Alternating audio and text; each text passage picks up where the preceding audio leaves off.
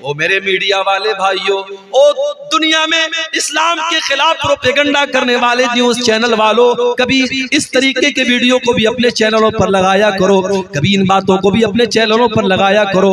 सुलेमान अलैहिस्सलाम का लश्कर चींटी की हत्या नहीं कर सकता। एक नबी का मानने वाला जब चींटी की हत्या नहीं कर सकता, किसी निर्दोष की हत्या कैसे कर सकता है? वल्लाहु ला युहिब्बुल फसाद, अल्लाह को फसाद मचाने वाले, आतंक मचाने वाले पसंद नहीं है। मेरे प्यारे साथियों, अगर आप में से कोई भाई इस गंदगी में मुब्तला है, अगर शराब के नशे में मुब्तला है, अल्लाह के वास्ते तौबा कर लो। नहीं पता मौत कब आ जाए, क्या पता शराब के नशे में इंसान धुत है और उसी हालत में दिल की धड़कन बंद हो जाए, हार्ट अटैक हो जाए और उसी हालत में इंसान का इंतकाल हो जाए। अल्लाह के नबी फरमाते, इन्नल अब्द युबासु अला मा माता अलैहि, बंदे का इंतकाल जिस हाल में होगा, बंदा जिस हाल में मरेगा, उसी हाल में कयामत के दिन उठाया जाएगा।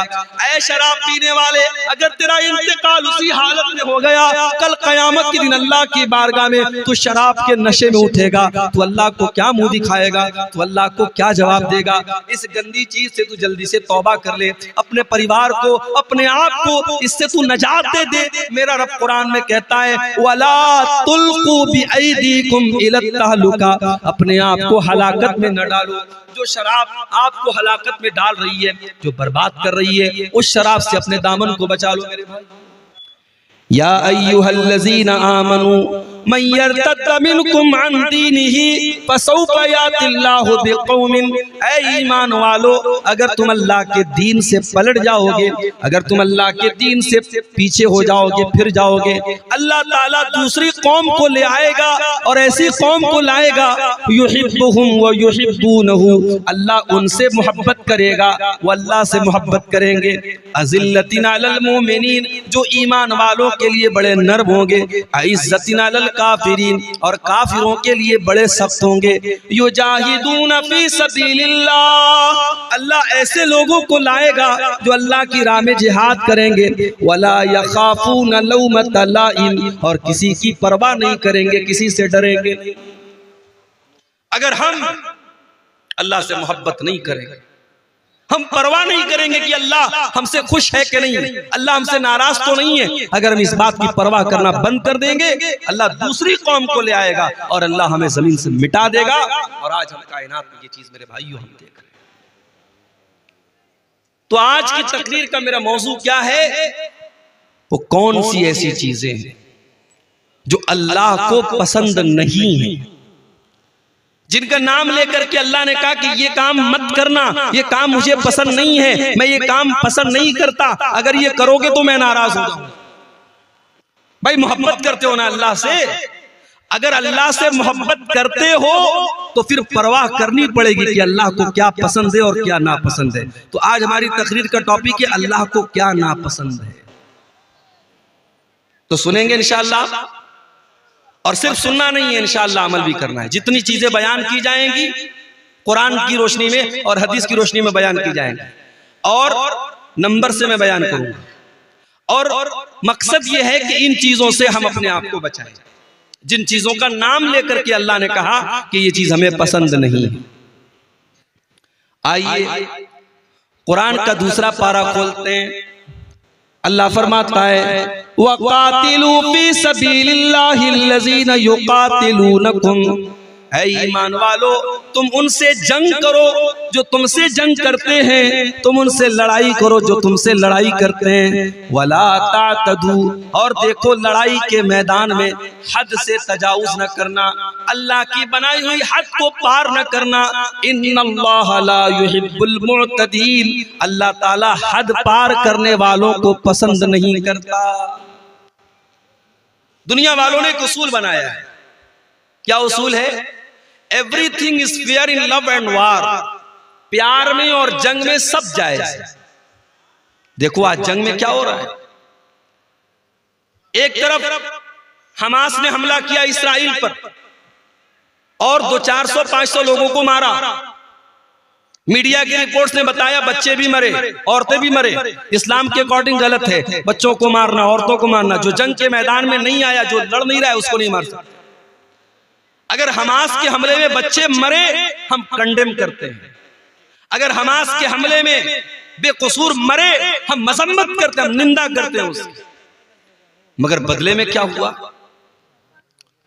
500 के बदले में 7,000 लोग अब तक मारे जा चुके हैं। मीडिया की रिपोर्ट, पूरा शहर गाजा तबाह हो चुका है, हॉस्पिटलों के ऊपर बमबारी हो रही है, छोटे छोटे मासूम बच्चे मर रहे हैं और दुनिया के कानों पर कोई फर्क नहीं पड़ रहा है।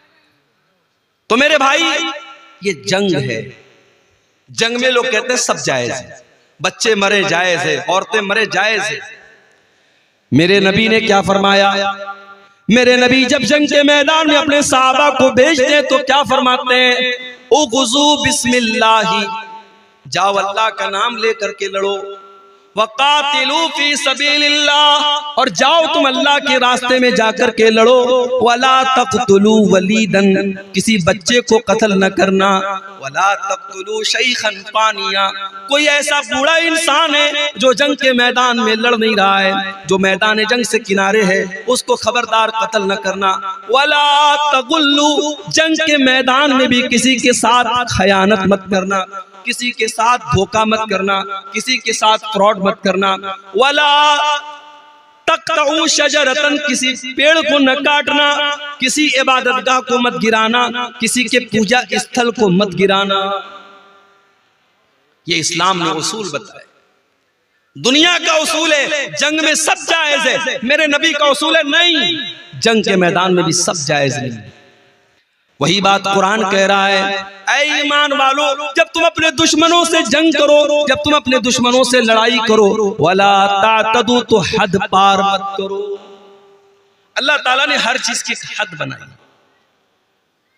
इंसान जवान होता है, लड़का बालिग होता है, लड़की बालिग होती है। अल्लाह ने दोनों के अंदर जिनसी ख्वाहिश रखी है, सेक्सुअल डिजायर रखा है। मर्द को औरत की जरूरत है, औरत को मर्द की जरूरत है। अल्लाह ने इस ख्वाहिश को पूरा करने का जायज तरीका निकाह को बनाया। लड़का लड़की का निकाह कर दिया जाए, उनकी ख्वाहिश को सही तरीके से पूरा किया जाए। अब वही लड़का और वही लड़की अगर जिना का रास्ता अपनाए, अगर बदकारी का रास्ता अपनाए, अगर गलत लोगों से रिलेशनशिप कायम करे, मेरे प्यारे साथियों, यही अल्लाह की हद से तजावुज करना है। और अल्लाह फरमाता है, वला तातदू इन्नल्लाह ला युहिब्बुल मुअतदीन, अल्लाह की हद कभी पार मत करना, अल्लाह हद पार करने वालों को पसंद नहीं करता है। आपके इलाके में लड़कियों को हिस्सा देते हैं वरासत में? बोलो भाई, क्या लड़की बाप की वरासत में हिस्सा पाती है आपके इलाके में? नहीं पाती, मैं जानता हूं नहीं पाती है। क्यों? अरे हमने लड़की की शादी कर दी, जहेज लंबा चौड़ा जहेज दे दिया, अब क्या वरासत में हिस्सा भी दे? ये मेंटेलिटी है हमारी। बाप का इंतकाल हुआ, माँ का इंतकाल हुआ, माँ ने कपड़ा छोड़ा, माँ ने जेवरात छोड़े, बाप ने जमीन छोड़ी। बाप और माँ के उस सारे तरके में, सारी प्रॉपर्टी में कुरान कहता है जिस तरीके से बेटे का हिस्सा है वैसे ही बेटी का हिस्सा है। और आज हम पक्के मुसलमान, कुरान और हदीस पर अमल करने वाले, हमारे समाज में बेटी का कोई हक नहीं है। बेटी मांग ले तो समाज कहता है कितनी बेगैरत लड़की है, बाप की जायदाद में से हिस्सा मांग। अल्लाह ताला ने जब सूरह निसा के अंदर जमीन और जायदाद के मसले बयान किए, फरमाया तिल्का हुदूदुल्लाह, ये मैं जो हिस्सा तरका बयान कर रहा हूं मेरे बंदो, ये अल्लाह की बनाई हुई हदें हैं, इन हदों को कभी पार न करना। ये अल्लाह का बनाया हुआ कानून है, अल्लाह के कानून को तुम कभी न तोड़ना। मेरे प्यारे साथियों, आप कार चलाते हैं, रास्ते में ट्रैफिक पुलिस वाले खड़े हैं, ट्रैफिक का नियम है कार चलाने वाला सीट बेल्ट लगा करके चलेगा, बाइक चलाने वाला हेलमेट लगा करके चलेगा। अगर कहीं पर सिग्नल है तो रेड सिग्नल होने पर गाड़ी आगे बढ़ाएगा और ग्रीन सिग्नल होने पर वो गाड़ी आगे नहीं बढ़ाएगा। ये ट्रैफिक के बनाए हुए कानून है।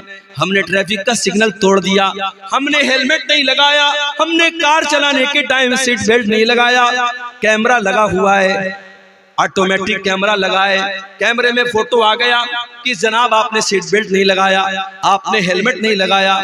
आज ऑटोमेटिक सिस्टम हो चुका है, आपके मोबाइल के ऊपर मैसेज आ गया, आप हेलमेट के बगैर गाड़ी चला रहे थे, 500 रुपये की पेनाल्टी लग गई। सीट बेल्ट के बगैर आप कार चला रहे थे, 1000 की पेनाल्टी लग गई। आपने सिग्नल क्रॉस किया था, 500 रुपये की पेनाल्टी लग गई। आज दुनिया वालों ने ट्रैफिक के कानून को तोड़ने के लिए पेनाल्टियां बनाई है, जुर्माने बनाए हैं। मेरे प्यारे साथियों, अल्लाह ताला ने भी शरीयत में बहुत सारे कानून बनाए हैं, बहुत सारी लिमिट्स बनाई हैं। अगर हम उन कवानीन को तोड़ेंगे अल्लाह हमसे नाराज होगा।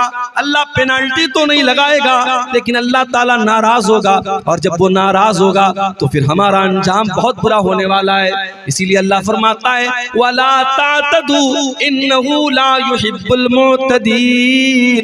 हो लोगो, तुम अल्लाह की हद को कभी पार न करना, अल्लाह हद पार करने वालों को पसंद नहीं करता। आप जानते हैं एक मजहब है हमारे मुल्क में, जैन मजहब। जैन मजहब के लोग कोई गोश्त नहीं खाते, वो 100% शाकाहारी होते। और इतना ही नहीं, वो जब चलते हैं तो मास्क लगा के चलते हैं। क्यों? क्योंकि उनका कहना है जब हम हवा में सांस लेते हैं तो बहुत सारे कीड़े मकोड़े और बहुत सारे जरासीम और कीटाणु हमारे सांस लेने से मर जाते हैं, तो हम मास्क लगा लेते हैं ताकि उनकी हत्या न हो। बहुत सारे जैन मजहब के जो उनके गुरु होते हैं वो नंगे रहते हैं, क्योंकि उनके मजहब के जो रहनुमा है उनकी तालीम है कि कपड़ा भी मत पहनो, नंगे हो। ये जैन मजहब की तालीम है। इस्लाम की तालीम क्या है? इस्लाम ये कहता है, अल्लाह कुरान में कहता है या अय्युहल्लज़ीना आमनू ला तुहर्रिमू तय्यिबाति मा अहल्लल्लाहु लकुम। ऐ ईमान वालों, खबरदार, जिस चीज को अल्लाह ने हलाल किया है तुम्हें हराम करने का कोई अधिकार नहीं है। ठीक है, कोई शाकाहारी हो सकता है, कोई मुसलमान भी ऐसा हो सकता है उसको गोश्त पसंद नहीं है, वो सब्जी खाता है, वो दाल खाता है, बहुत अच्छी बात है, कोई मसला नहीं, कोई हर्ज की बात नहीं। लेकिन अगर वो गोश्त को हराम समझता है, वो ये समझता है कि गोश्त का खाना सही नहीं है, ये जीव हत्या है, ये जानवरों का कत्ल है, ये जानवरों का खून बहाना है, कान खोल करके सुन लो। अल्लाह फरमाता है या अय्युहल्लज़ीना आमनू ला तुहर्रिमू तय्यिबाति मा अहल्लल्लाहु लकुम। ईमान वालों, जो चीज अल्लाह ने तुम्हारे लिए हलाल की है, जो चीज अल्लाह ने जायज की है, तुम कौन होते हो हराम करने वाले? तुम कौन होते हो नाजायज करने वाले? वला तातदू, ईमान वालों, अल्लाह की हद को कभी क्रॉस न करो। इन्नहु ला युहिब्बुल मुतदीन, अल्लाह ताला हद से तजावुज करने वालों को पसंद नहीं करता। पता ये चला, अल्लाह ने अगर किसी चीज को हराम किया है हम हलाल नहीं कर सकते, और अल्लाह ने हलाल किया है हम हराम नहीं कर सकते। एक मर्तबा अल्लाह के नबी ने अपने ऊपर शहद को हराम कर लिया। अपनी एक बीवी के कहने पर जब उस बीवी ने अल्लाह के नबी से कहा कि अल्लाह के नबी, आपके मुंह से मगाफिर की महक आती है। मगाफिर एक बदबूदार फूल होता था। अल्लाह के प्यारे नबी हजरत ज़ैनब के यहाँ से शहद खा के आया करते थे, और दूसरी बीवियों को पसंद नहीं था, शहद खाने की वजह से देर हो जाया करती थी। तो उन्होंने कहा अय अल्लाह के नबी, आपके मुंह से मगाफिर की महक आती है। अल्लाह के नबी ने अपनी बीवी को राजी करने के लिए ये कसम खा ली कि मैं आज के बाद शहद नहीं खाऊंगा। जब शहद खाने से मेरे मुंह से महक आती है, जब शहद खाने से मेरे मुंह से बदबू आती है, मैं आज के बाद शहद नहीं खाऊंगा। एक नॉर्मल सी बात, नबी ने अपने ऊपर शहद को हराम कर दिया, लेकिन अल्लाह के लिए नॉर्मल बात नहीं थी। अल्लाह ने कुरान की आयत नाजिल कर दी, या अय्युहन नबिय्यु लिमा तुहर्रिमु मा अहल्लल्लाहु लका तबतगी मर्दात अज़वाजिक। ऐ नबी, आपको ये अधिकार किसने दे दिया, ये हक किसने दे दिया कि जिस शहद को अल्लाह ताला ने हलाल किया था आपने अपने ऊपर हराम कर लिया अपनी कुछ बीवियों को खुश करने के लिए। ऐ नबी, आपको भी अल्लाह के हलाल किए हुए चीज को हराम करने का अधिकार नहीं है। हम नहीं कर सकते, किसी हलाल चीज को हराम नहीं कर सकते और किसी हराम को हलाल नहीं कर सकते। मेरे और आगे बढ़िए, कुरान में एक और जगह ये बात आई है, सूरह आराफ में अल्लाह ने फरमाया उदू रब्बकुम तज़र्रुअन व खुफिया, अपने रब से दुआ करो, गिड़गिड़ा करके दुआ करो और चुपके चुपके दुआ किया करो। इन्नहु ला युहिब्बुल मुअतदीन, अल्लाह ताला दुआ के अंदर हद से तजावुज करने वालों को पसंद नहीं करता। कुछ लोग दुआ के अंदर भी हद से तजावुज करते हैं। माफ कीजिएगा, आपके यहाँ चंदे का जो तरीका होता है, बंगला जुबान के जो मुकर्रिर आते हैं वो दुआ करते हैं, इस पर भी तहकीक होनी चाहिए कि ये तरीका दुआ का सही है। दुआ के अंदर हद से तजावुज नहीं होना चाहिए। दुआ में हम कोई ऐसी चीज नहीं मांगेंगे जो मुनासिब ना हो। एक सहाबी ने अपने बेटे को देखा, बेटा दुआ कर रहा है, आए अल्लाह जन्नत में दाहिने तरफ सफेद रंग का महल मुझे अता फरमा दे, जन्नत के अंदर व्हाइट हाउस मुझे दे दे। सहाबी ने बेटे को ये दुआ करते हुए सुना, कहा है मेरे बेटे तू क्या दुआ कर रहा है? कहा बाजान मैं दुआ कर रहा हूं कि अल्लाह तू मुझे जन्नत के दाहिने साइड में एक सफेद रंग का महल अता फरमा। कहा बेटा ये दुआ करना सही नहीं है बेटा, मैंने अल्लाह के नबी को ये फरमाते हुए सुना था कि कयामत के पहले एक ऐसा दौर आएगा, लोग दुआ के अंदर हद से तजावुज करेंगे और लोग वजू करने में हद से तजावुज करेंगे। ऐ मेरे बच्चे, जब तुझे दुआ करना हो तू सिंपल ये दुआ कर, आय अल्लाह मैं जन्नत का सवाल करता हूँ, मैं जहन्नम से तेरी पनाह मांगता हूँ। उसमें इतनी डिटेल मत बयान करो। अपनी दुआ में ये मत कहो कि अल्लाह जन्नत के दाहिने साइड में मुझको ये महल अता फरमा। ये दुआ के अंदर हद से तजावुज करना है। बाज़ लोग दुआ करते कहते हैं अल्लाह अपने नबी के सदके मेरी ये दुआ कबूल कर। ये सदका क्या है भाई? नबी के सदके कैसे दुआ होती है? गलत है ये, दुआ में हद से तजावुज। आप दुआ में अगर वसीला लगाना चाहते हैं, अपने किसी नेक अमल का वसीला लगाइए। अय अल्लाह मैंने जाड़े में कंबल बांटे थे गरीबों को, अय अल्लाह रात का सन्नाटा था, कोई गरीब लेटा हुआ था, मैंने जाके कंबल उसको उड़ा दिया था।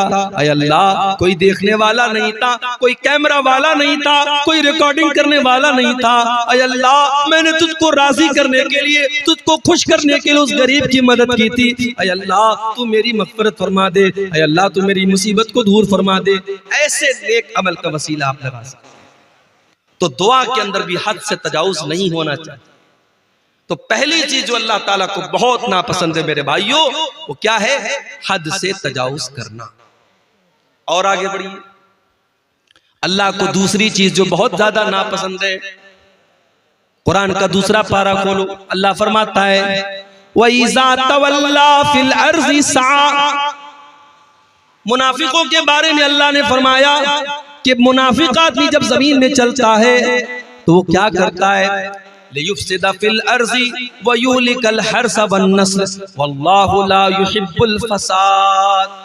वो मुनाफिक आदमी, वो मुशरिक आदमी, वो जमीन में फसाद मचाता है, वो लोगों को कत्ल करता है, वो बच्चों को कत्ल करता है। वल्लाहु ला युहिब्बुल फसाद, अल्लाह को फसाद पसंद नहीं है, अल्लाह को जमीन के अंदर फसाद पसंद नहीं है, अल्लाह को फसादी लोग पसंद नहीं है। जो फसाद मचाते हो, जो बेकसूरों का खून बहाते हो, जो निर्दोष लोगों की हत्या करते हो, जाओ कोई मीडिया वालों को कुरान की आयत बता दे, वइज़ा तवल्ला साफिल अर्ज़ि लियुफ़सिदा फ़ीहा व युहलिकल हर्थ वन नस्ल। ये मुनाफिकों की पहचान है, ये मुशरिकों की पहचान है, ये अल्लाह के दुश्मनों की पहचान है। बच्चों को कत्ल करना, फसाद मचाना, आतंक मचाना। अल्लाह का मानने वाला कभी आतंकवादी नहीं हो सकता, अल्लाह का मानने वाला कभी दहशतगर्द नहीं हो सकता। अरे अल्लाह के मानने वाले एक चींटी को भी बिला वजह नहीं मारते। याद करो सुलेमान अलैहिस्सलाम का वाकया। सुलेमान अलैहिस्सलाम जा रहे हैं और रास्ते में चींटियों की एक वादी के पास से उनका गुजर होता है। सुलेमान अलैहिस्सलाम को अल्लाह ताला ने एक स्पेशल नॉलेज दी थी, वो चींटियों की बोली को भी सुन लेते थे, समझ लेते थे। हत्ता इज़ा अतौ अला वादिन नमली, क़ालत नमलतुन या अय्युहन नमलु दुखुलू मसाकिनकुम। जब सुलेमान का लश्कर चींटियों की वादी के पास से गुजरा तो चींटियों की रानी ने अपनी चींटियों से कहा, ऐ चींटियों जल्दी जल्दी अपने बिल में दाखिल हो जाओ। ला यहतिमन्नकुम सुलेमान व जुनूदुहु व हुम ला यशऊरून।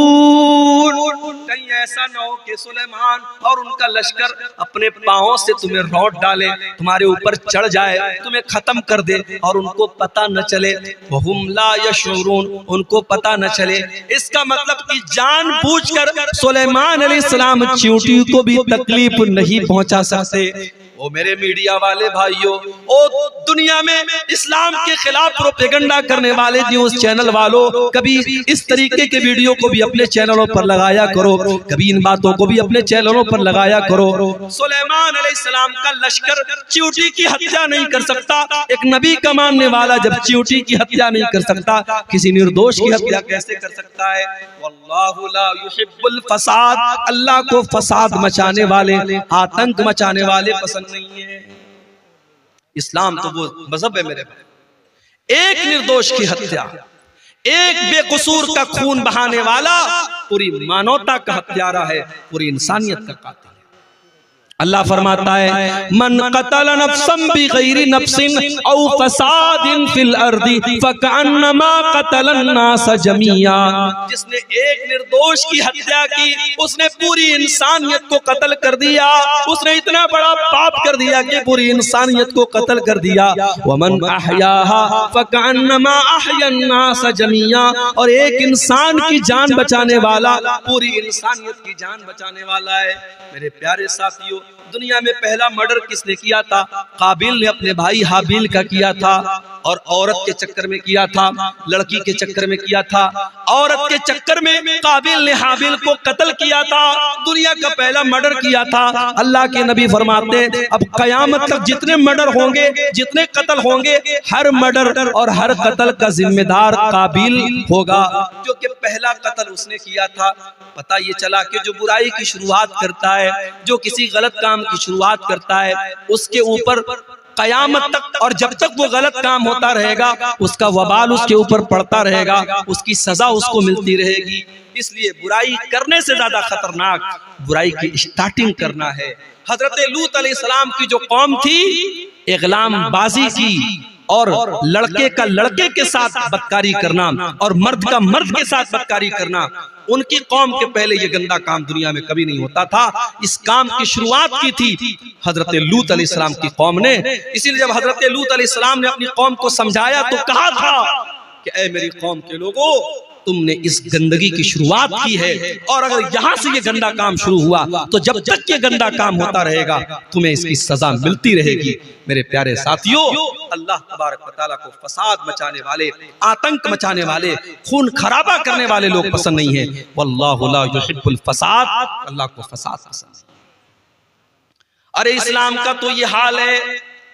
हमारे प्यारे नबी जब सन 8 हिजरी में मक्का में दाखिल हुए, 10,000 का लश्कर आपके साथ है।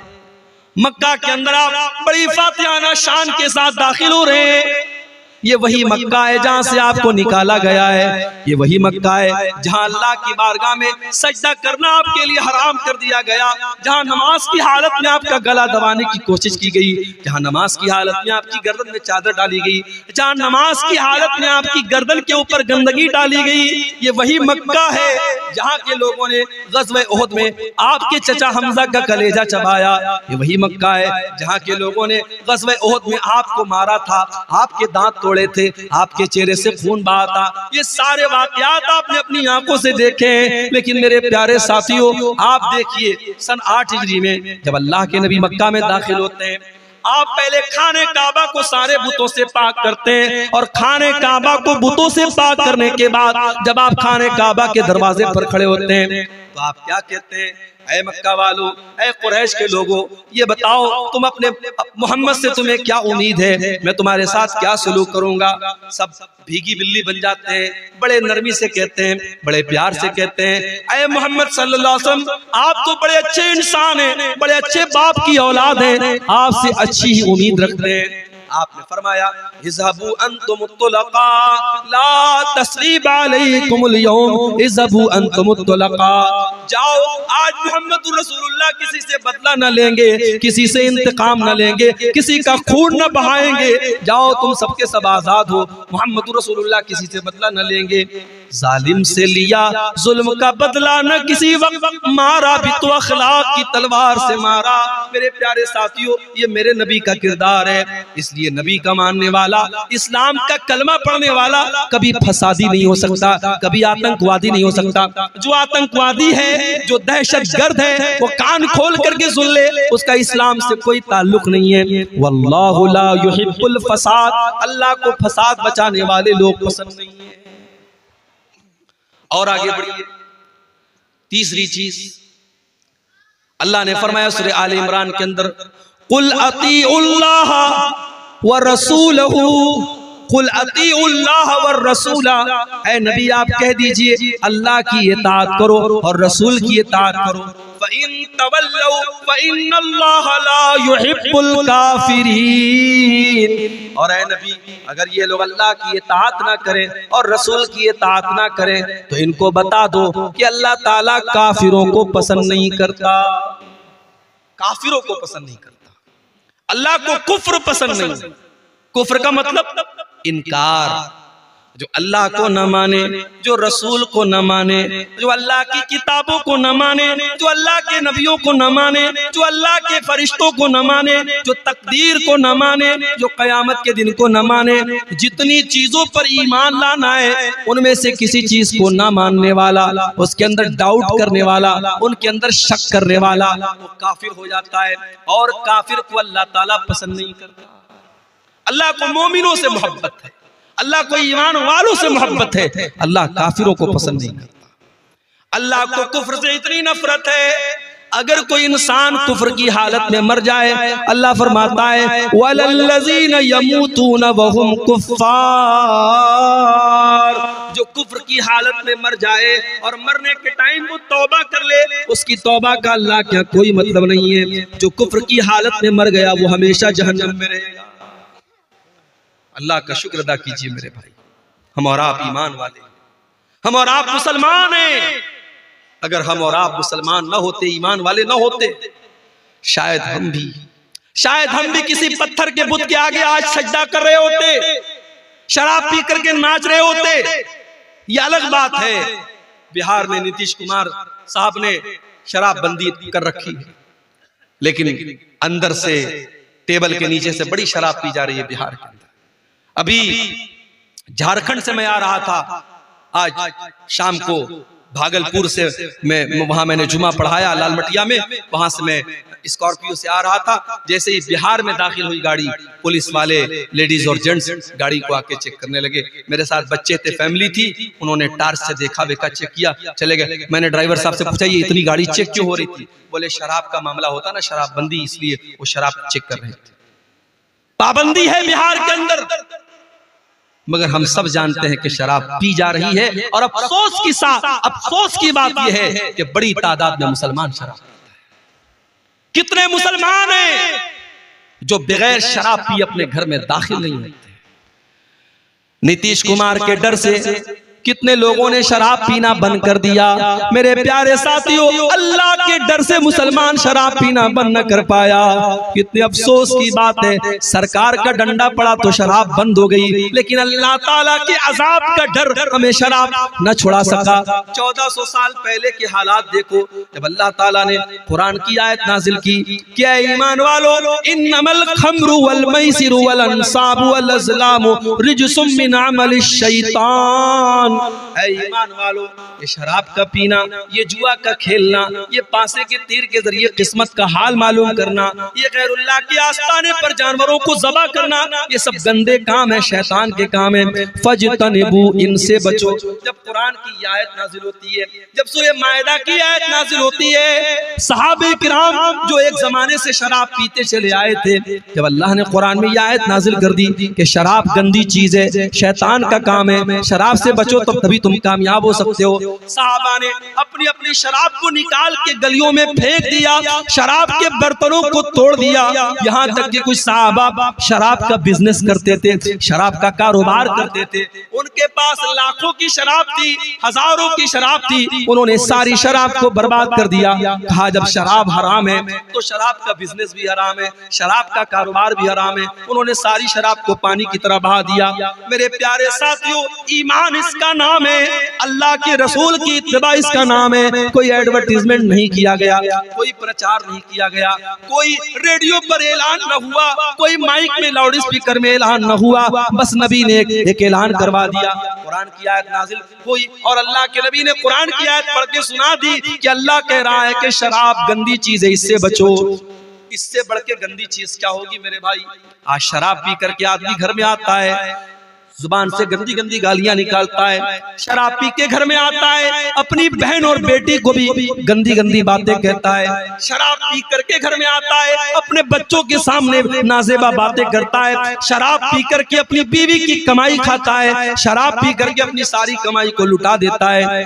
इसीलिए हजरत उस्मान गनी कहा करते थे, इन्नल खम्रा उम्मुल खबाइस, ये शराब तो तमाम बुराइयों की जड़ है। जो शराब पी लेता है वो ज़िना भी कर सकता है, जो शराब पी लेता है वो कत्ल भी कर सकता है, जो शराब पी लेगा वो दुनिया का कोई भी गंदा काम कर लेगा। तो आप देखें, अल्लाह ताला को काफिर पसंद नहीं। आज काफिर से ज्यादा मुसलमान शराब पी रहा है। हम बिहार गवर्नमेंट की बात क्या करें, 1400 साल पहले हमारे नबी ने शराब बंदी कर दी थी, मगर आज मुसलमानों का बड़ा तबका शराब पी रहा है।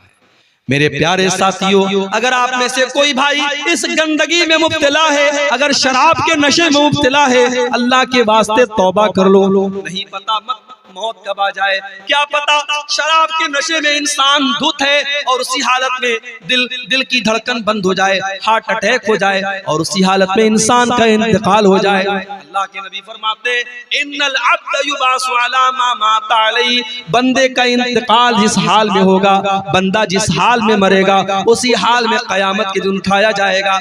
ऐ शराब पीने वाले, अगर तेरा इंतकाल उसी हालत में हो गया, कल कयामत के दिन अल्लाह की बारगाह में तू शराब के नशे में उठेगा, तो अल्लाह को क्या मुंह दिखाएगा, तो अल्लाह को क्या जवाब देगा? इस गंदी चीज से तू जल्दी से तौबा कर ले, अपने परिवार को, अपने आप को इससे तू नजात दे दे। मेरा रब कुरान में कहता है, वला तुल्कू बिअयदीकुम इला तहलुका, अपने आप को हलाकत में न डालो। जो शराब आपको हलाकत में डाल रही है, जो बर्बाद कर रही है, उस शराब से अपने दामन को बचा लो मेरे भाई। तो अल्लाह को काफिर पसंद नहीं है। अल्लाह को काफिर पसंद नहीं। अगर कुफ्र की हालत में आदमी मर गया, अंजाम क्या होगा? अल्लाह ने फरमाया, इन्नल्लज़ीना कफरू व मातू व हुम कुफ्फारुन फलन युक़बल मिन अहदिहिम मिल्उल अर्ज़ि ज़हबा। जो लोग कुफ्र की हालत में मर जाएंगे, ईमान की दौलत उनको नसीब नहीं होगी। कान खोल करके सुन लो, अल्लाह फरमा रहा है, कल कयामत के दिन अल्लाह की बारगाह में अगर जमीन भर के सोना भी वो लेके आ जाएंगे और अल्लाह से कहेंगे, अल्लाह तू जमीन भर के सोना ले ले और हमको जहन्नम के अजाब से बचा ले। अल्लाह फरमाता है, फलन युक़बल मिन अहदिहिम, जमीन भर के सोना लेकर के भी उनको जहन्नम की आग से नजात न मिलेगी, जहन्नम की आग से अल्लाह उनको नहीं बचाएगा। इसलिए मेरे भाइयों, ईमान की कद्र करो और ईमान पर कायम रहो। अल्लाह को काफिर पसंद नहीं है, अल्लाह को कुफ्र पसंद है। और आगे बढ़ो, अल्लाह को एक और चीज बहुत ज्यादा नापसंद है। क्या है वो चीज? वला तुजादिल अनिल्लज़ीना यख्तानून अनफुसहुम, ऐ नबी, ऐ मेरे प्यारे नबी, आप उन लोगों का डिफेंस मत कीजिए, उन लोगों का बचाव मत कीजिए, उन लोगों की तरफ से आप बहस मत कीजिए जो अपने आप के साथ खयानत करते हैं। इन्नल्लाह ला युहिब्बु मन काना खव्वानन असीमा, अल्लाह ताला ऐसे लोगों से मोहब्बत नहीं करता है जो खयानत करने वाले हों। खयानत अल्लाह को पसंद नहीं। खयानत किसको बोलते हैं भाई? अमानत का उल्टा है खयानत। अमानत यह है कि आपको जो जिम्मेदारी दी जाए, आप उस जिम्मेदारी को सही तरीके से अदा करें। अगर आप टीचर हैं, आपकी जिम्मेदारी बच्चों को पढ़ाना है। पढ़ाने के टाइम आप बच्चों को पढ़ाने के बजाय मोबाइल में लगे हुए हैं। बच्चे शोर मचा रहे हैं, बच्चे किताब पढ़ नहीं रहे और टीचर मोबाइल में लगा हुआ है। ये अमानत के साथ खयानत है। पुलिस का काम क्राइम को रोकना है। पुलिस वाला बजाय क्राइम को रोकने के अगर क्रिमिनल लोगों से रिश्वत लेना शुरू कर दे, अगर वो गुंडों और बदमाशों से टैक्स लेने लगे, उनसे पैसा लेकर के उनको छोड़ने लगे, ये पुलिस के ओहदे के साथ खयानत है। इन्नल्लाह ला युहिब्बु मन काना खव्वानन अज़ीमा, अल्लाह को खयानत करने वाले लोग पसंद नहीं है। इसलिए अमानत पे खयानत से बचो मेरे। जो भी अमानत और जो भी जिम्मेदारी आपके कंधे पर डाली गई है, उस जिम्मेदारी को सही तरीके से रखो। हमारे कुछ भाइयों ने हमको बताया, इसी बिहार की सरजमीन पर, इसी झारखंड की सरजमीन पर यह काम भी हो रहा है। एक मस्जिद का 4 बार फोटो लिया जा रहा है और 4 बार सऊदी अरब से उसका पैसा उठाया जा रहा है। एक बार ट्यूबवेल लगाया जा रहा है, एक बार उसको पिंक कलर से पेंट किया जा रहा है, फिर ग्रीन कलर से पेंट किया जा रहा है, फिर लाल कलर से पेंट किया जा रहा है। ट्यूबवेल तो एक बार लगा, लेकिन उसका पैसा 5 बार उठाया जा रहा है। ये 420 ये अल्लाह के दीन के नाम पे हो रही है, सदका खैरात के नाम पे हो रही है, ज़कात के नाम पर हो रही है। मेरे प्यारे साथियों, इस बेईमानी का हिसाब क़यामत के दिन देना पड़ेगा। उन उलमा को भी देना पड़ेगा, उन मशरूआत का काम करने वालों को भी देना पड़ेगा, जो आज उम्मत के पैसे के साथ इतनी बड़ी खयानत कर रहे हैं। आज कितनी मस्जिदें जो बाहर से फंड आया 30 लाख का, लेकिन उसमें दिया गया सिर्फ 10 लाख रुपये और मटेरियल को बिल्कुल हल्का कर दिया गया। पता ये चला 5 साल के बाद मस्जिद की छत बैठ गई, 5 साल के बाद मस्जिद की जमीन बैठ गई, 5 साल के बाद मस्जिद की दीवार गिर गई। पैसा आया 30 लाख, लगाया गया 10 लाख और 20 लाख को बीच में से गायब कर दिया गया। मेरे प्यारे साथियों, क्या ये खयानत नहीं है?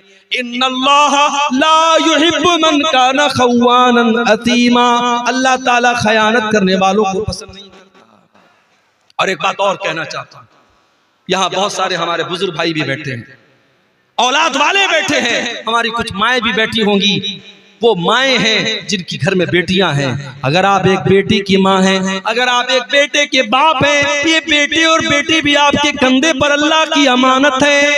अल्लाह ने अगर आपको औलाद दिया है, अल्लाह औलाद के बारे में सवाल करेगा।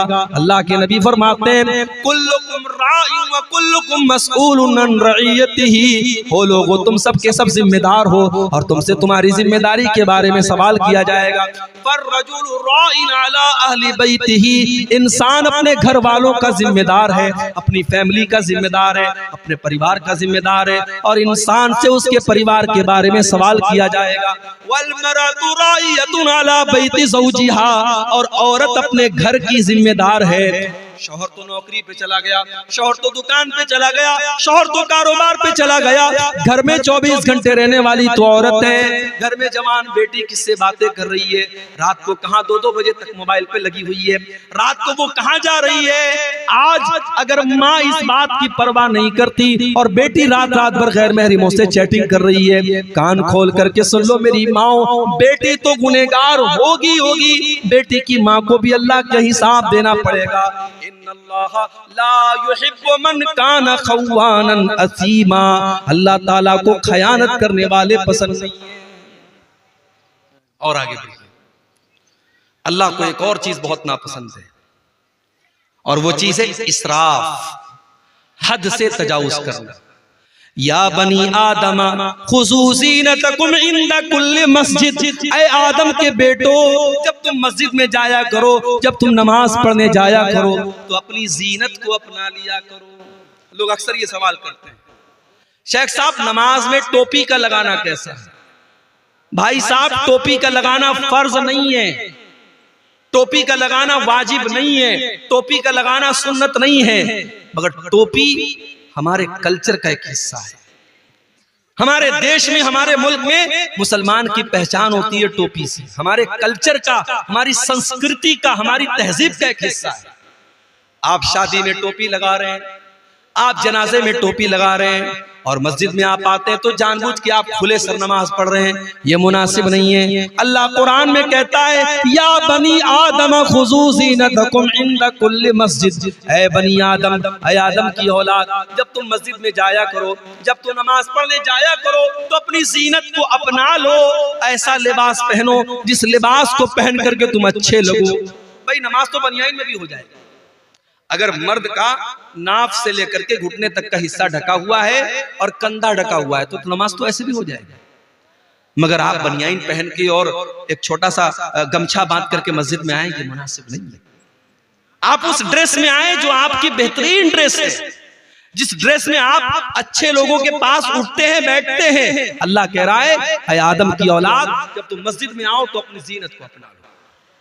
वकुलू वशरबू, और खूब खाओ खूब पियो, वला तुसरिफू, लेकिन खाने और पीने में हद से तजाउज न करो, इसराफ न करो, फजूल खर्ची न करो। इन्नहु ला युहिब्बुल मुसरिफीन, अल्लाह ताला फजूल खर्ची करने वालों को पसंद नहीं करता। एक मर्तबा मेरा प्रोग्राम था कलकत्ता में, मटिया बुर्ज एक इलाका है, वहां बड़ा अच्छा इलाका है, मुसलमानों की बड़ी आबादी है और माशाअल्लाह सब पैसे वाले लोग हैं, सब बिजनेसमैन लोग। मैं गया, मेरा प्रोग्राम था, तो वहां एक मुसलमान सेठ जी थे।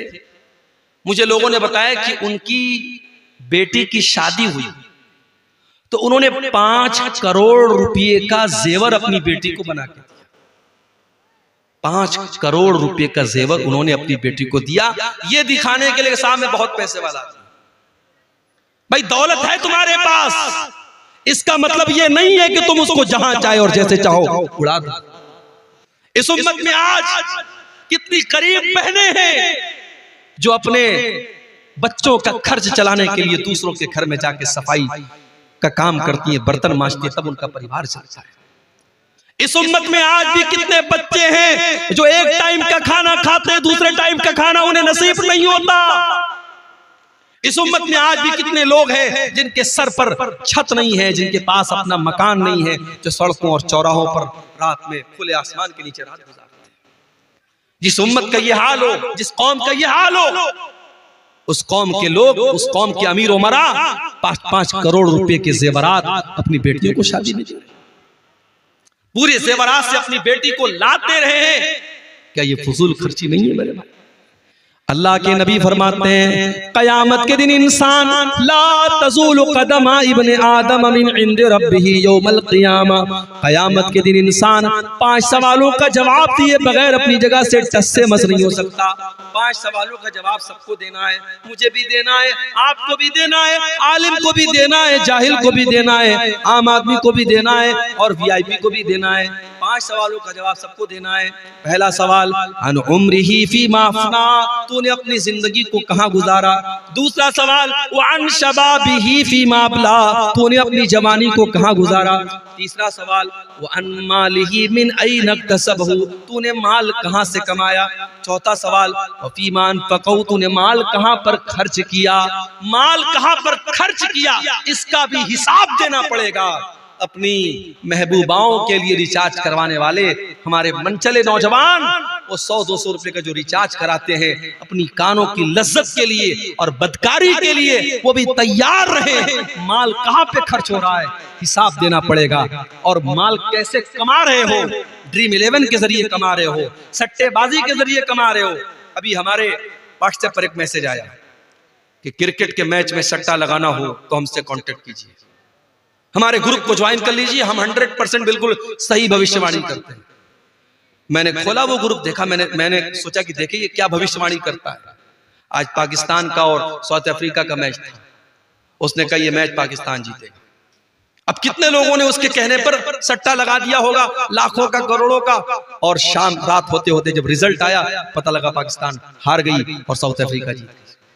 ये सट्टेबाजी आज हमारा नौजवान बड़ी तादाद में व्हाट्सएप के जरिए, टेलीग्राम के जरिए, फेसबुक के जरिए बाकायदा सट्टा हो रहा है और लाखों करोड़ों का सट्टा हो रहा है और जुआ हो रहा है और हमारा मुसलमान उसमें हिस्सा ले रहा है। और मेरे प्यारे साथियों, वो ये सोच रहा है कि हम रातों रात अमीर बन जाएंगे। अगर वो एक बार 1 लाख रुपया जीत जाएगा, अगली बार 10 लाख लगाएगा कि मैं 10 लाख जीत जाऊंगा, और पता लगा वो 10 लाख डुबा देगा, कर्जे में डूब जाएगा और अपने आप को और अपने घर वालों को दांव पे लगा देगा। मेरे प्यारे साथियों, माल कहां से कमा रहे हो इसका भी हिसाब देना पड़ेगा, और माल कहां खर्च कर रहे हो इसका भी हिसाब। तो फजूल खर्ची करने वाले, नाजायज पैसा उड़ाने वाले और अपनी जायज ख्वाहिशात पर भी लिमिट से ज्यादा खर्च करने वाले, इसको इसराफ कहते हैं, और अल्लाह इसराफ करने वालों को पसंद नहीं करता है। और आगे बढ़िए मेरे प्यारे साथियों, वल्लाहु ला युहिब्बुज़ ज़ालिमीन, अल्लाह ताला जुल्म करने वालों को पसंद नहीं करता, जुल्म करने वालों से मोहब्बत नहीं करता, जुल्म अल्लाह को पसंद नहीं। जालिम कान खोल करके सुन ले, जुल्म का अंजाम बुरा होने वाला है, जुल्म ज्यादा देर तक चलने वाला नहीं। जिस फलस्तीन के अंदर इसराइलियों को पनाह मिली, यहूदियों को पनाह मिली, जब आज से 50-60 साल पहले, 70 साल पहले जब उनको हिटलर ने मार मार के भगाया और वो लुटे कटे पिटे यहूदी, उनको अगर कहीं सर झुकाने की, सर छुपाने की जगह मिली, उसी फलस्तीन के अंदर उनको जगह मिली। तो आज उन्होंने नाजायज तरीके से फलस्तीन के बकिया हिस्सों पर धीरे धीरे कब्जा करना शुरू कर दिया, और वहां के जवानों और बच्चों और औरतों का खून तब से लेकर के वो आज तक बहा रहे हैं। अल्लाह ने ऐसे ही इस कौम को मग़ज़ूब अलैहिम नहीं कहा है, ये मग़ज़ूब अलैहिम कौम है, इस कौम पर अल्लाह का गजब उतरा है। मेरे प्यारे साथियों, ये जुल्म हो रहा है जो आज हम फलस्तीन की सरजमीन पर देख रहे हैं, और कान खोल करके सुन लो, जुल्म का अंजाम कभी भी अच्छा होने वाला नहीं है। अल्लाह के नबी फरमाते हैं, इत्तक़ुज़्ज़ुल्मा फ़इन्नज़्ज़ुल्मा ज़ुलुमातुन यौमल क़ियामा, जुल्म करने से बचो, कयामत के दिन जुल्म करने वाला अंधेरों में रहेगा। जुल्म करने वाले को लाइट नसीब नहीं होगी। कभी रात में जब आप कार चला रहे हो या बाइक चला रहे हो और बिल्कुल जंगल में सुनसान रास्ते में आप जा रहे हो, अचानक अपनी बाइक की लाइट आप बंद कर दीजिए, अपनी कार की हेडलाइट आप बंद कर दीजिए, 10 सेकंड के लिए आप डर जाएंगे मेरे भाई, आप डर जाएंगे। चारों तरफ खूब अंधेरा हो और आपके पास कोई लाइट ना हो, कोई रोशनी ना हो, आप एक कदम चल नहीं सकते। कयामत का दिन होगा, वो इंसान कितना बदनसीब होगा जिसको रोशनी नसीब नहीं होगी। अल्लाह ने कहा, जालिम को कयामत के दिन कोई रोशनी नसीब नहीं होगी। दुनिया में जितना जुल्म करना है कर लो, ताकत का नशा, कुर्सी का नशा, पावर का नशा, जितना इस नशे पर उड़ना है उड़ लो, मगर याद रखो, नाव कागज की सदा चलती नहीं, जुल्म की टहनी कभी फलती नहीं। अल्लाह को जुल्म करने वाले लोग पसंद नहीं है मेरे प्यारे साथियों। इस कायनात का में अल्लाह का ये निजाम और अल्लाह की ये सुन्नत रही है, अल्लाह का कानून रहा है। अल्लाह ने मुशरिक और काफिर को हुकूमत दी है, लेकिन अल्लाह ने जालिम को हुकूमत में नहीं रहने दिया है। जालिम का अंजाम बड़ा भयानक हुआ है। बरसों हजारों बरस पहले फिरौन नाम का एक जालिम था जिसने छोटे छोटे बच्चों को कत्ल करवाया था। जब उसके दरबार में किसी काहिन ने, किसी जादूगर ने कहा था, किसी भविष्यवाणी करने वाले ने कहा था कि ऐ फिरौन, तेरी हुकूमत में एक बच्चा पैदा होने वाला है जो आगे चल करके तेरी हुकूमत को खत्म करेगा। तो फिरौन जो अपने आप को खुदा कहता था, अपने आप को रब कहता था, उसने ऑर्डर दे दिया और छोटे छोटे बच्चों को कत्ल करवाने का हुक्म दे दिया। मगर अल्लाह को उस जालिम को खत्म करना था। अल्लाह ने ऐसा प्लान बनाया, अल्लाह ने ऐसी तदबीर बनाई कि उसी जालिम के घर में हजरत मूसा अलैहिस्सलाम उसी के पैसे से परवरिश पाते हैं, और फिर आगे चल के हजरत मूसा अलैहिस्सलाम जब अल्लाह के नबी बनते हैं और फिरौन को दावत देते हैं और फिरौन हजरत मूसा की दावत को ठुकरा देता है, तो अंजाम कितना भयानक होता है कि दरियाए कुलसुम में पानी के अंदर फिरौन डूब करके मर जाता है। मेरे प्यारे साथियों, जालिम का अंजाम बहुत ही भयानक होने वाला है। वल्लाहु ला युहिब्बुज़ ज़ालिमीन, अल्लाह को जुल्म करने वाले लोग पसंद नहीं है। और आगे बढ़िए, अल्लाह को तकब्बुर करने वाले, घमंड करने वाले, अहंकार करने वाले लोग भी पसंद नहीं है। हजरत लुकमान अपने बच्चे को नसीहत करते हैं तो क्या कहते हैं, वला तुसइर खद्दक लिन्नासी वला तमशि फिल अर्ज़ि मरहा। ऐ मेरे बच्चे, तू गाल फुला करके लोगों से न मिलाकर और जमीन में अकड़ करके न चलाकर, इन्नल्लाह ला युहिब्बु मन काना मुख्तालन फखूरा। अल्लाह ताला घमंडी लोगों से मोहब्बत नहीं करता, घमंडी लोगों को पसंद नहीं करता। घमंडी लोग अल्लाह को पसंद नहीं है।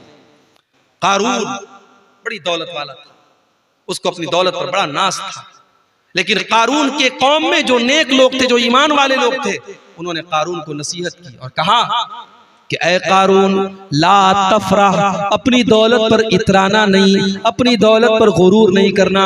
इन्नल्लाह ला युहिब्बुल फरिहीन, अल्लाह ताला इतराने वालों को, घमंड करने वालों को पसंद नहीं करता है। वब्तगि फीमा आताकल्लाहु दारल आखिरा, ऐ कारून तुझे अल्लाह ने बड़ी दौलत से नवाजा है, बड़े खजाने अल्लाह ताला ने तुझे दिए हैं। ऐ कारून अपनी दौलत के जरिए तू आखिरत की तैयारी कर।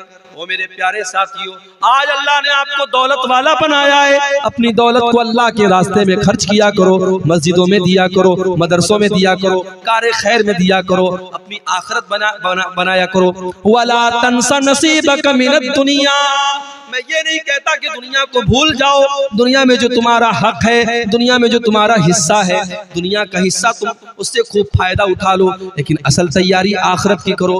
वला तबगिल फसाद फिल अर्ज़ी, और कारून से उसकी कौम के लोगों ने कहा कि ऐ कारून तू जमीन में फसाद मचाने की कोशिश न करना, अल्लाह ताला फसादी लोगों को पसंद नहीं करता। तो तकब्बुर और घमंड ये अल्लाह को पसंद नहीं है मेरे भाई। दुनिया में जिसने तकब्बुर किया, जिसने घमंड किया, उसका अंजाम बड़ा भयानक। इब्लीस ने तकब्बुर किया, अल्लाह की बारगाह से धुतकारा गया। कारून ने तकब्बुर किया, उसके महल को जमीन में धंसा दिया गया। फिरौन ने तकब्बुर किया, उसको पानी में डुबा करके मार दिया गया। नमरूद ने तकब्बुर किया, एक मामूली मच्छर ने उसका काम खत्म कर दिया। कौम आद ने तकब्बुर किया, कौम समूद ने तकब्बुर किया, अल्लाह ने पटक पटक करके उनको बेजान कर दिया। मेरे भाइयों, तकब्बुर का अंजाम बड़ा ही भयानक होता है, और तकब्बुर करने वाला और घमंड करने वाला अल्लाह को पसंद नहीं। अब यहाँ एक सवाल पैदा होता है, मौलवी साहब ने शेरवानी पहनी है, सामने एक लुंगी वाला आ गया, लुंगी पहने हैं, बनियाइन पहने हैं।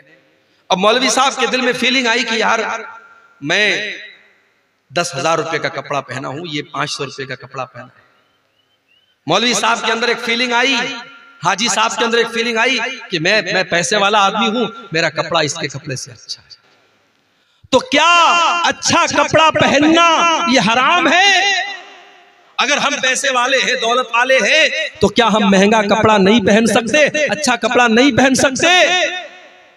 ऐसा कोई मसला नहीं।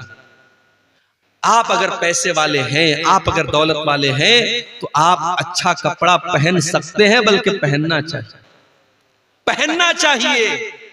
फटा पुराना कपड़ा पहनना ये दीनदारी नहीं है। बहुत से लोग इसको समझते हैं पैसा बहुत है, दौलत बहुत है, लेकिन हमेशा फटा पुराना कपड़ा पहन करके बिल्कुल अजीब व गरीब शक्ल बनाए रहेंगे और कहेंगे साहब पैसा तो है, मगर हमारा इस्लाम ये कहता है कि सिंपल रहो। सिंपल रहना एक अलग चीज है, और अपनी दौलत होने के बावजूद फटा पुराना मैला कुचैला कपड़ा पहनना ये अलग चीज है।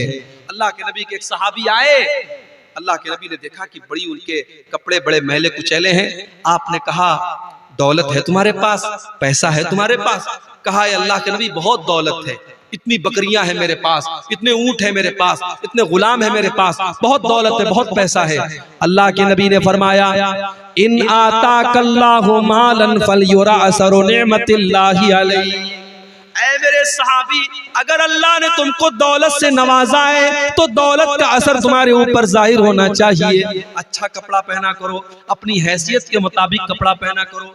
अच्छा कपड़ा पहनना बुरा नहीं है, हाँ अच्छा कपड़ा पहनने के बाद जब घर से निकलो तो जो तुमसे कमजोर कपड़ा पहने हुए है उसको तुम कभी हकीर मत समझना, ये तकब्बुर हो जाएगा।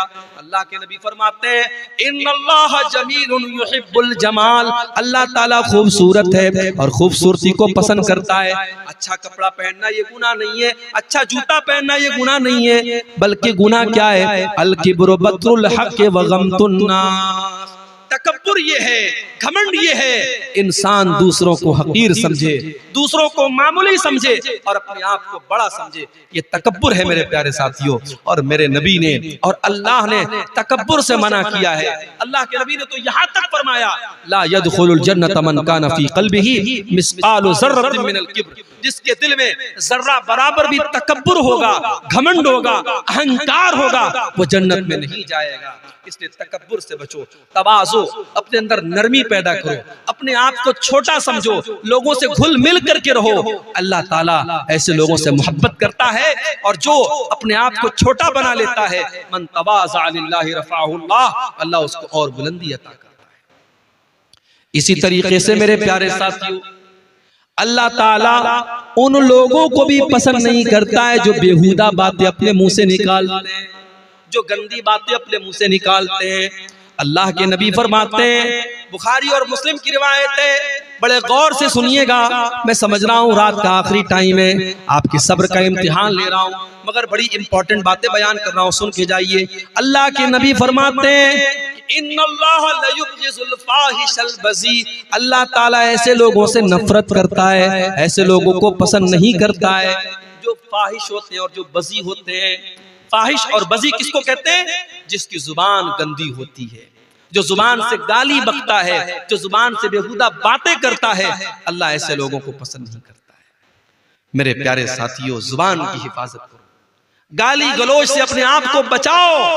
आज बाप गाली देता है, बच्चे उससे गाली सीखते हैं, बच्चियों की तरबियत पर असर पड़ता है। अपने घर को गाली से महफूज रखो, अपने घर को गाली से महफूज रखो। और बच्चों के हाथ में जो मोबाइल देते हो ना, मोबाइल पर भी चेक करो, बच्चा ऐसी रील तो नहीं देख रहा है, बच्चा गाली सीख रहा है, बच्चा बेहुदा बातें सीख रहा है। बच्चों की तरबियत पर भी बड़ी तवज्जो देने की जरूरत है। आज माँ बाप ने बड़ा सिंपल तरीका समझा है, बच्चे के हाथ में मोबाइल दे दिया, बच्चा जो चाहे सो देख रहा है। नहीं मेरे भाई, बच्चा जो देखता है उससे सीखता है।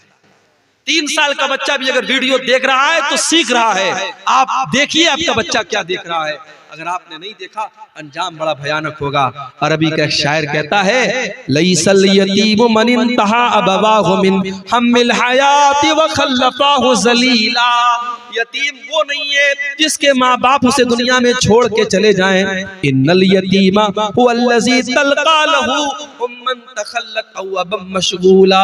अरे यतीम तो वो है, यतीम तो वो है, अनाथ तो वो है, माँ तो उसके पास मौजूद है, मगर माँ के पास अपने बच्चे की देखभाल के लिए टाइम नहीं है। बाप तो उसके घर में मौजूद है, मगर बाप के पास अपने बच्चों के लिए फुर्सत नहीं है। मैं तो खुद एक मदरसे में टीचर हूं। कभी कभी ऐसे भी पेरेंट्स आते हैं, ऐसे भी माँ बाप आते हैं, बच्चा कौन सी क्लास में पढ़ता है बाप को ये भी नहीं पता, बच्चा कौन सी क्लास में पढ़ता है माँ को ये भी नहीं पता। इतने बेखबर मत बनो मेरे भाई, इतना पैसा कमाने के पीछे अंधे मत बनो कि आपको ये महसूस ही ना हो कि आपका बच्चा कहाँ जा रहा है। तो अल्लाह तबारक व तआला को ऐसे लोग भी पसंद नहीं है जो बेहुदा बातें और गंदी बातें मुंह से निकालते। एक और हदीस सुन लीजिए, उसके बाद हम सवालात को देखेंगे। अल्लाह के प्यारे नबी फरमाते हैं, अबग़ज़ुन्नास इंदल्लाहि सलासा। 3 लोग अल्लाह ताला को बहुत ज्यादा नापसंद है, 3 लोगों से अल्लाह ताला नफरत करता है। नंबर 1, मुल्हिदुन फिल हरम, जो हरम के अंदर, अल्लाह के घर के अंदर, खाने काबा के अंदर या मदीना मुनव्वरा के अंदर अल्लाह की नाफरमानी करे। शराब पीना बहुत गलत काम है, लेकिन कोई मक्का मदीना में जाके शराब पिए। चोरी करना बहुत गलत काम है, लेकिन कोई मक्का मदीना में जाके हरम के अंदर जाके चोरी करे तो ये और बड़ा गुनाह है। इसलिए जो उम्रा करने जाएं, मैं समझाता हुई हूं अपने भाइयों, उम्रा करने आप गए, भीड़ लगी हुई है तवाफ के दौरान, अब आपकी ख्वाहिश है हजरे अस्वद को चूमने की, हजरे अस्वद को टच करने की, मगर मर्दों की भीड़ भी है, औरतों की भीड़ भी है। अब कुछ लोग क्या करते हैं, सबको चीरते हुए और फलांगते हुए जाकर के हजरे अस्वद को चूम लेते हैं। माफ करना मेरे भाई, हजरे अस्वद को चूमना और हजरे अस्वद को टच करना ये कंपलसरी नहीं है, ये जरूरी नहीं है, ये बस एक सुन्नत है, मुस्तहब है, बेहतर है। अगर आप छू सकते हैं तो छू लीजिए, नहीं छू सकते कोई मसला नहीं है, मगर वहां पे तवाफ के दौरान किसी औरत को टच करना हराम है, किसी मर्द को तकलीफ पहुंचाना हराम है। आप ऐसा तवाफ किस काम का कि दूसरों को तकलीफ पहुंचा करके आप आगे। अल्लाह के नबी कह रहे हैं, मुल्हिदुन फिल हरम, जो हरम के अंदर, अल्लाह के घर के अंदर हराम काम करे, नाजायज काम करे, अल्लाह को नाराज करने वाला काम करे, ऐसा आदमी अल्लाह को बहुत नापसंद है। और दूसरा इंसान व मुब्तगिन फिल इस्लाम सुन्नतल जाहिलिया, इस्लाम के अंदर जो दौरे जाहिलियत के तरीके को फॉलो करे, जिसको इस्लाम का कल्चर पसंद नहीं है, जिसको दौरे जाहिलियत का कल्चर पसंद है, जब वो उसके घर में बच्चे जब सुबह सुबह उठते हैं तो गुड मॉर्निंग कह करके उठते हैं, उनको अस्सलामु अलैकुम पसंद नहीं आता है, उसको वो कल्चर पसंद नहीं है जो इस्लाम का कल्चर है, जो अल्लाह का कल्चर है, उसको गैरों का कल्चर पसंद है। जो इंसान इस्लाम के अंदर बिदात करता है, इस्लाम के अंदर नया नया काम निकालता है, इस्लाम के अंदर दौरे जाहिलियत का तरीका निकालता है, अल्लाह के नबी फरमाते हैं अल्लाह ताला को ऐसा इंसान बहुत ज्यादा नापसंद है। इसी तरीके से एक और इंसान अल्लाह के नबी फरमाते हैं अल्लाह ताला को बहुत नापसंद है, वह मुत्तलिबु दमम्रिइन मुस्लिमिन, किसी मुसलमान का खून बहाने वाला, बेकसूर इंसान का खून बहाने वाला और उसके खून का मुतालबा करने वाला, नाजायज तरीके से किसी मुसलमान का खून बहाने वाला, वो भी अल्लाह ताला को बहुत ज्यादा नापसंद है। तो ये चंद चीजें हैं मेरे प्यारे साथियों जो अल्लाह तबारक व तआला को बहुत ज्यादा नापसंद है, और कुरान में जिनका नाम ले लेकर के अल्लाह ने कहा कि हाँ ये चीजें हमें नापसंद है और हमें और आपको इससे बचना चाहिए। अब ये कुछ सवालात आए, हम इनको देखते हैं। ये एक सवाल आया है कि क्या नमाज की हालत में दाहिने पैर की जुम्बिश से नमाज खराब हो जाती है? देखिए, कोई मामूली जुम्बिश आप करते हैं, मान लीजिए कभी ऐसा हो रहा है कि हम नमाज पढ़ रहे हैं, अब कहीं खुजली हो रही है, हाथ से आपने खुजला दिया, या किसी पाँव में किसी कीड़े ने काट दिया, पाँव को पाँव से आपने खुजला लिया, उससे कोई हर्ज की बात नहीं। नमाज की हालत में कोई ऐसा काम आप मत कीजिए कि ऐसा लगे कि आप नमाज के बाहर हैं, नमाज के अंदर आप है ही नहीं है। बिल्कुल आप जैसे आपने हाथ बांधा हुआ है, अब हाथ सब छोड़ छाड़ के आप सर खुजाने लगे, पेट खुजाने लगे, तो ये मुनासिब नहीं है, उससे आपकी नमाज खतरे में पड़ जाएगी। मामूली कोई जुम्बिश हो गई तो उससे कोई हर्ज की बात नहीं है।